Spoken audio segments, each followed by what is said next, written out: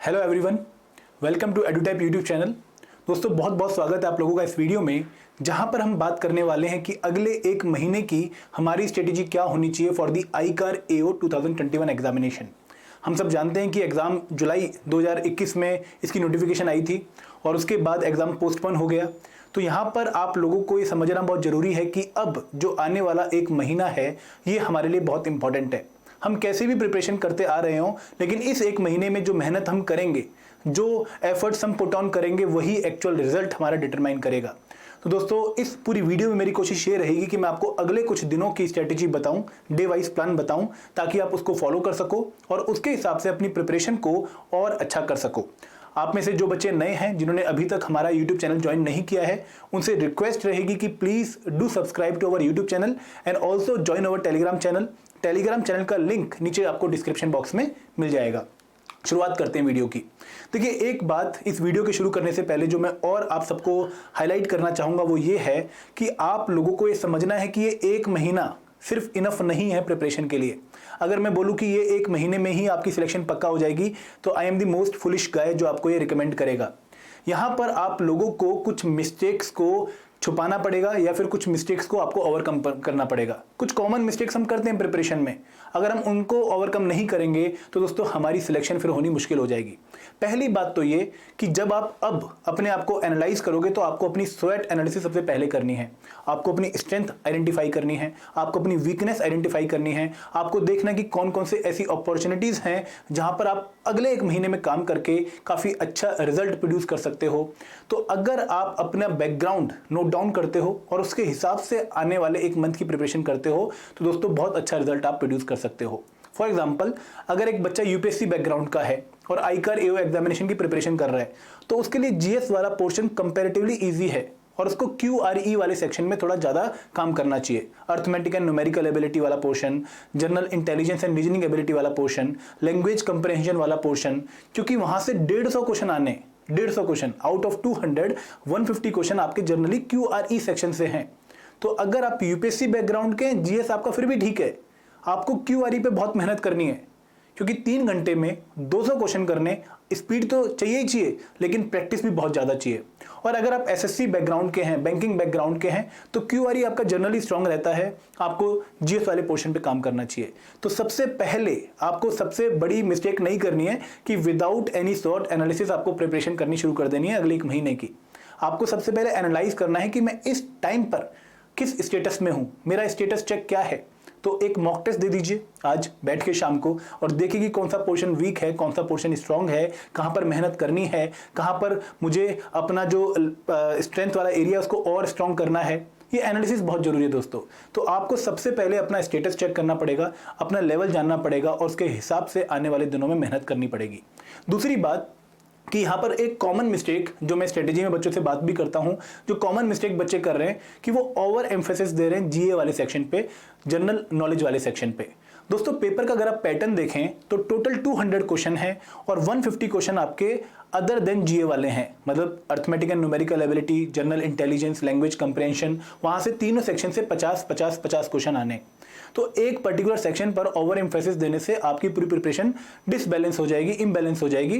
तो आपको ध्यान में ये रखना है कि ओवर फोकस एक पर्टिकुलर कंपोनेंट में ना करें, चारों कंपोनेंट को इक्वल तरीके से टाइम दें और चारों में इक्वल तरीके से मेहनत करें।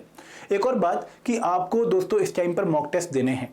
मॉक टेस्ट क्यों जरूरी है आपको ध्यान में रखना है कि एक तो आपको अपनी वीकनेस पता लगेंगी, आपको पता लगेगा कि आप कहां पे स्टैंड करते हैं, और एक और बात कि मॉक टेस्ट आपको कुछ इंपॉर्टेंट एरियाज को प्रिपेयर कराने में भी हेल्प करेंगे। कई बार हम कहते हैं ना कि मॉक टेस्ट से हमारी रिवर्स इंजीनियरिंग होती है, कि कई बार हम बुक्स में वो कंपोनेंट नहीं पढ़ पाते, टॉपिक नहीं पढ़ पाते जो हमें मॉक टेस्ट बता देते हैं। और दूसरी बात कि मॉक टेस्ट हमें इंपॉर्टेंट टॉपिक्स की रिटेंशन में हेल्प करते हैं, प्रैक्टिस में हेल्प करते हैं। एक और बात दोस्तों कि यहाँ पर जब टाइम बहुत कम है तो आप में से काफ़ी बच्चे कोशिश करेंगे कि मैक्सिमम सिलेबस कवर हो जाए, 100% सिलेबस कवर करके जाएं। दोस्तों ये एक मिथ है कि 100% सिलेबस कवर कर लें, और आईकार जैसे एग्जामिनेशन में जहाँ पर सिलेबस की जो स्कोप है वो बहुत ज़्यादा है, वहाँ पर काफ़ी इम्पॉसिबल है सिलेबस 100% कवर करना। कोशिश ये रखिए कि 80% सिलेबस के साथ जाएं, 90% सिलेबस के साथ जाएं, लेकिन वहाँ पर मल्टीपल रिवीजन आपकी पक्का हो। मतलब अगर आप 80% सिलेबस कर रहे हैं तो कम से कम 2 बार रिवीजन कर रखी हो, ताकि उनमें आपकी एक्यूरेसी काफ़ी ज़्यादा हो। अगर आप 90% सिलेबस के साथ जा रहे हैं तो एटलीस्ट 1 रिवीजन तो मस्ट है, जरूरी है।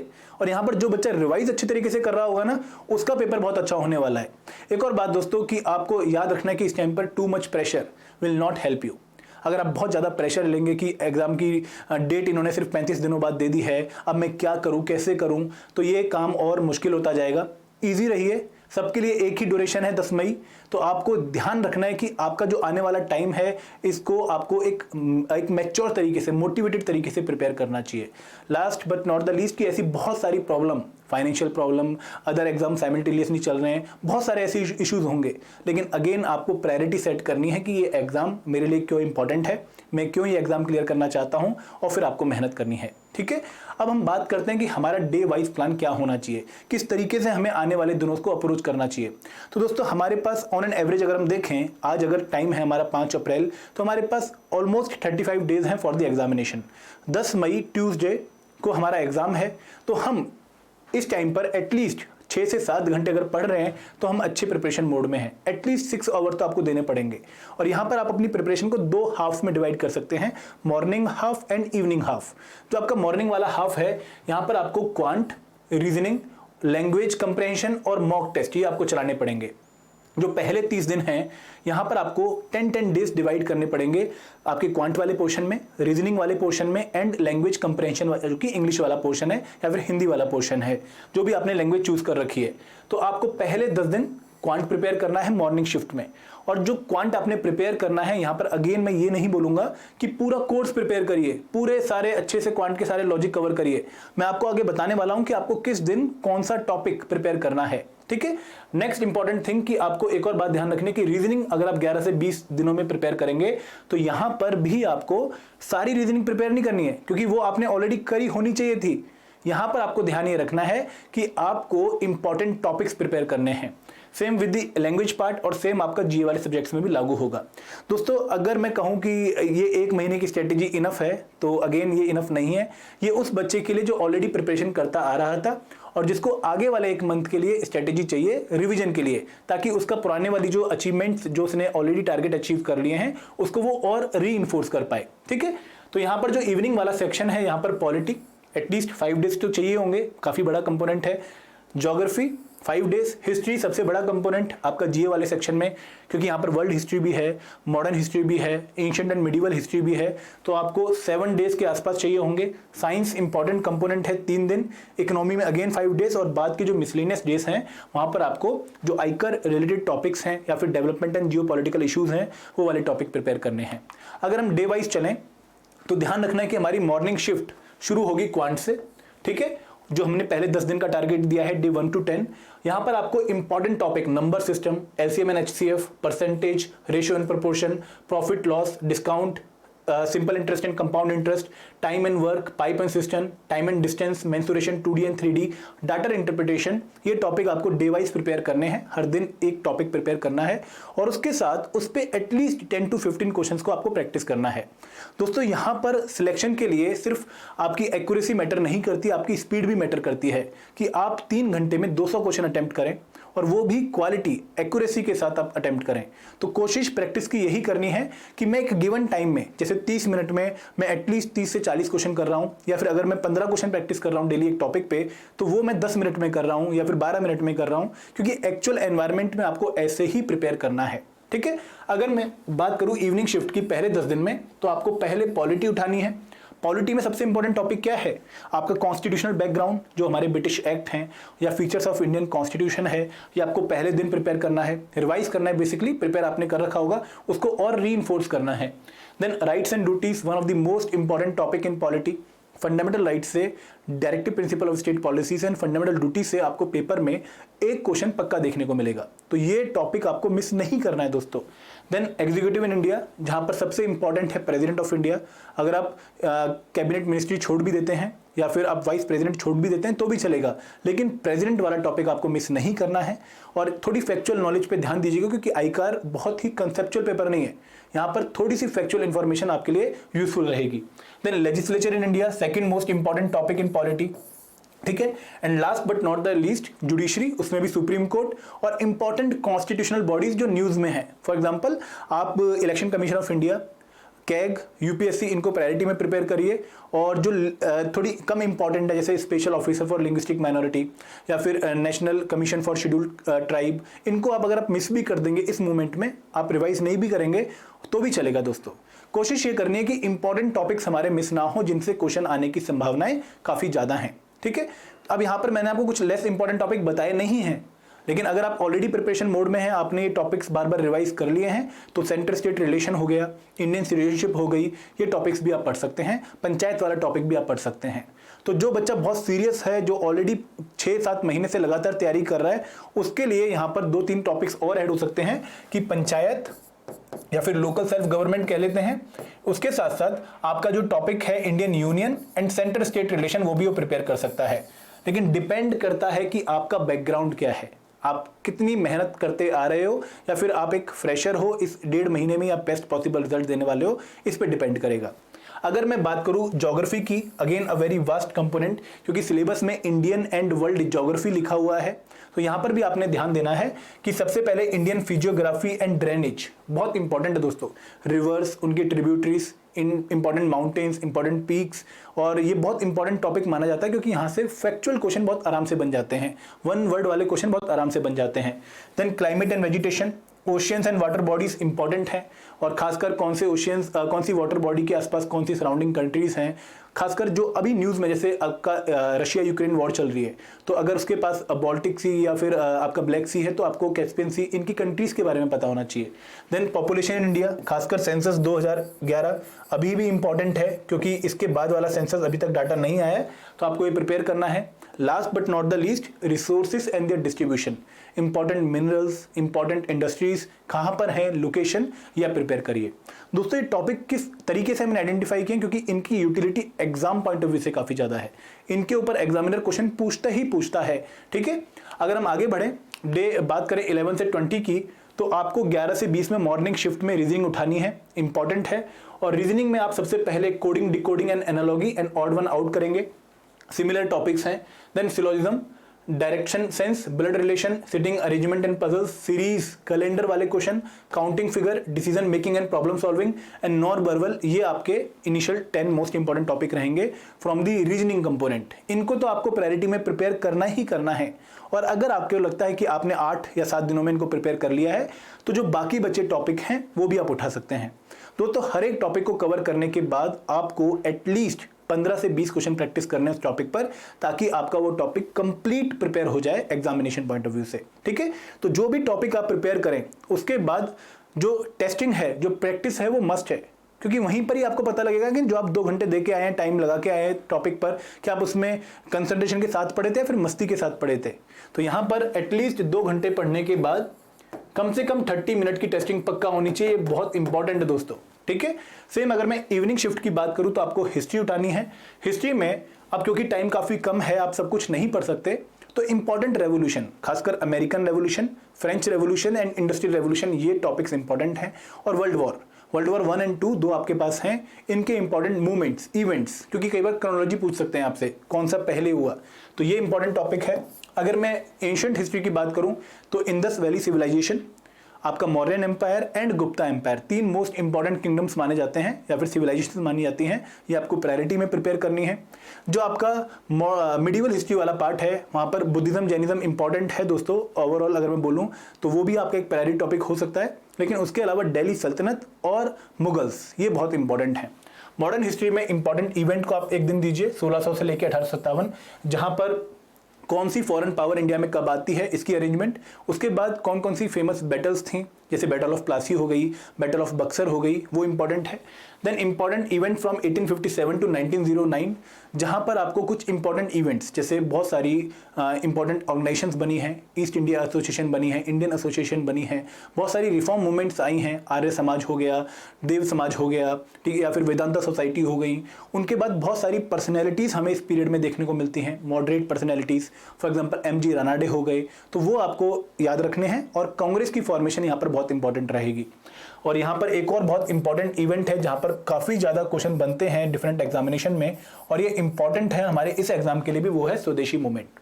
उसके बाद इंपॉर्टेंट इवेंट फ्रॉम 1910 टू 1929, यहाँ पर आपकी home rule league movement, Gandhi ji की नॉन कॉपरेशन मूवमेंट और उसके बाद जो रेवोल्यूशनरी टेररिज्म वाला फेस है वो आपको प्रिपेयर करना है।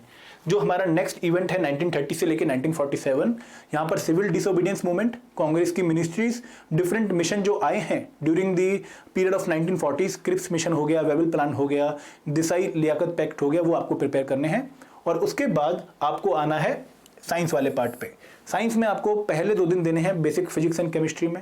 फिजिक्स में आपका लाइट वाला चैप्टर बहुत इंपॉर्टेंट है, ऑप्टिक्स वाला पार्ट। देन आपका जो न्यूटन्स लॉ ऑफ मोशन है, इनके बेसिक्स आपको पता हो। केमिस्ट्री में एसिड एंड बेसिस हो गए, इंपॉर्टेंट एटॉमिक टर्म्स हो गई, ठीक है। और बायोलॉजी में जितने भी हमारे रिप्रोडक्टिव सिस्टम हैं या फिर सर्कुलेटरी सिस्टम हैं या फिर हमारे सेल्स एंड टिश्यूज वाले टॉपिक हैं, बेसिक वाले पोर्शन वो आपको कवर करना है, ठीक है। तो ये आपका डे 11 to 20 का प्लान है फॉर दी आईकार एओ एग्जामिनेशन। उसके बाद अगर हम आगे बढ़े डे 21 से 30 की बात करें तो इंग्लिश आपको उठानी है 21 से 30 में। और यहाँ पर again subject work agreement, noun and pronoun, tenses and models, complex proposition, conjunction and article, advance verbs and phrasal verbs, active passive voice, usage and vocabulary, जहाँ पर आप इडियम्स एंड फ्रेजेस करोगे, यहाँ पर आप 1 वर्ड सब्स्टिट्यूशन करोगे, तो ये इंपॉर्टेंट है। प्रेसी राइटिंग, शॉर्ट एसेज, इनके ऊपर एमसीक्यूज एंड इंटरपर्सनल स्किल, इनके ऊपर एमसीक्यूज। तो ये आपका 21 से 30 का टारगेट रहने वाला है। और उसके बाद अगर हम पैरेलली देखें तो यहाँ पर आपको इकोनॉमी उठानी है सबसे पहले। इकोनॉमी में 4 डे इनफ रहेंगे क्योंकि बहुत डिफिकल्ट क्वेश्चन नहीं आने वाला है। बेसिक क्वेश्चन टर्मिनोलॉजी के ऊपर पूछा जाएगा, जीडीपी जीएनपी के बीच में डिफरेंस क्या होता है, इन्फ्लेशन सेटिंग कौन करता है, क्या टारगेट है हमारी मॉनेटरी पॉलिसी में। तो ये टॉपिक 4 दिन में आप प्रिपेयर कर सकते हैं। उसके बाद कुछ टॉपिक हैं जैसे agriculture and Jio cultural developmental issues, आईकार के रोल एंड फंक्शंस, फिर बजट बहुत इंपॉर्टेंट है हमारे लिए, सर्वे बहुत इंपॉर्टेंट है, इकोनॉमिक सर्वे, ये आपको प्रिपेयर करना है। Last but not the least, जैसे ही 30 दिन होंगे आपको एक फुल लेंथ टेस्ट देना है और उसके बाद आपको अगले 3-4 दिन फुल लेंथ टेस्ट ही देने हैं। क्योंकि आपका जो आगे का प्लान रहेगा वो क्या रहेगा कि आपको टेस्ट देने हैं, आपने गलती एनालाइज करनी है और जो इंपॉर्टेंट टॉपिक्स हैं उनके साथ साथ गलती को रिवाइज करना है, स्ट्रॉन्ग करना है उनको, कि अब आपकी गलती रिपीट ना हो। फॉर एग्जाम्पल आपने मॉक टेस्ट दिया, आपका रिवोल्ट ऑफ 1857 का टॉपिक गलत हो गया, क्वेश्चन गलत हो गया उसका, तो आपने उस दिन की शाम को रिवाइज करना है रिवोल्ट ऑफ 1857 को, क्योंकि पेपर के लिए वो टॉपिक इंपॉर्टेंट है और आपको पता लग गया कि आपका टॉपिक वीक है। सिमिलरली दोस्तों यहाँ पर करंट अफेयर आपको आज से ही शुरू करने हैं। आप दिन बांट लीजिए कि पहले 10 दिन मुझे अगस्त 2021 से लेकर दिसंबर 2021 तक के करंट अफेयर रिवाइज करने हैं, या फिर आप अक्टूबर ले लीजिए, 3 महीने, अगस्त सितंबर अक्टूबर, अगले 10 दिन, उससे अगले 10 दिन आप ले लीजिए नवंबर दिसंबर जनवरी, और उससे अगले 10 दिन आप ले लीजिए आपका फरवरी मार्च अप्रैल। तो इस हिसाब से आप करंट अफेयर प्रिपेयर कर सकते हैं। 9 महीने के करंट अफेयर एटलीस्ट इंपॉर्टेंट रहेंगे, तो डेली एटलीस्ट 1.5 घंटे आपको करंट अफेयर पे देना चाहिए। तो अगर मैं ओवरऑल बात करूं तो यहाँ पर आप 2.5 घंटे एटलीस्ट दीजिए, यहाँ पर भी आप 2.5 से 3 घंटे एटलीस्ट दीजिए, और यहाँ पर आपको 1.5 घंटे देना पड़ेगा। तो दिन में 7 के आसपास घंटे अब आपके रिक्वायर्ड हैं अगर आप आने वाले दिनों में कुछ अच्छा और करना चाहते हैं। दोस्तों लास्ट के जो 5 दिन रहेंगे यहाँ पर फुल लेंथ टेस्ट और उनकी एनालिसिस। जब भी आप टेस्ट दें, देखें कि कहाँ गलती हो रही है, कितनी एक्यूरेसी है मेरी, कहीं मैं 190 क्वेश्चन अटेम्प्ट करने के बाद 50 क्वेश्चन गलत तो नहीं कर रहा, 140 ठीक तो नहीं हो रहे, क्योंकि फिर सिलेक्शन नहीं होने वाली। यहाँ पर एक्यूरेसी बहुत इंपॉर्टेंट है। तो जो भी सब्जेक्ट आपका वीक लग रहा है, आपको कि इकोनॉमी वीक लग रही है, तो उस पर काम करिए, रिवाइज करिए, ठीक है। तो रिवीजन प्लस वीक एरियाज जो आपके मॉक टेस्ट में आए हैं उनके ऊपर वर्क करना, ये आपकी अगले 4 दिन की प्रायोरिटी रहेगी। दोस्तों मोटिवेटेड रहिए, अच्छे लोगों से बात करिए, पॉजिटिव रहिए, और अगर कोई भी डाउट आ रहा है तो हमसे बात करिए। 8146207241 हमारा नंबर है। और इसके साथ साथ अगर आप चाहते हैं कि एक डेडिकेटेड कोर्स आपकी हेल्प करे, तो हमने आईकार के लिए स्पेशल कोर्स लॉन्च कर रखा है for Tier 1 also and for Tier 2 also. Tier 1 का जो कोर्स है और जो Tier 2 का कोर्स है, उसमें हमने 50% डिस्काउंट रन कर रखा है। आपको करना क्या है कि आपको कोड यूज करना है ICAR। गोल्ड पैकेज भी है और आपका सिल्वर पैकेज भी है। Tier 1 के लिए आपका सिर्फ सिल्वर पैकेज है, Tier 1 and 2 के लिए गोल्ड पैकेज है और Tier 2 के लिए सिल्वर पैकेज है। तो आप 5 से 8 अप्रैल अगर ये कोर्स बाय करते हैं तो you must use the code ICAR, ताकि आपको 50% का डिस्काउंट अवेल हो जाए, ठीक है। तो this is the 1 month strategy from my side. I hope कि आप लोगों इस पे काम करना शुरू करोगे। दोस्तों मेहनत का कोई सब्स्टिट्यूशन नहीं है, तो कोशिश ये करनी है कि अपना बेस्ट पॉसिबल रिजल्ट अगर आपने लाना है तो अगले 1.5 महीने में बहुत अच्छी मेहनत, आप अगले 35 दिनों में आप बहुत अच्छी मेहनत करें, ठीक है। मेरी तरफ से आप सबको बहुत बहुत शुभकामनाएं, best wishes. Thank you very much. जय हिंद, जय भारत।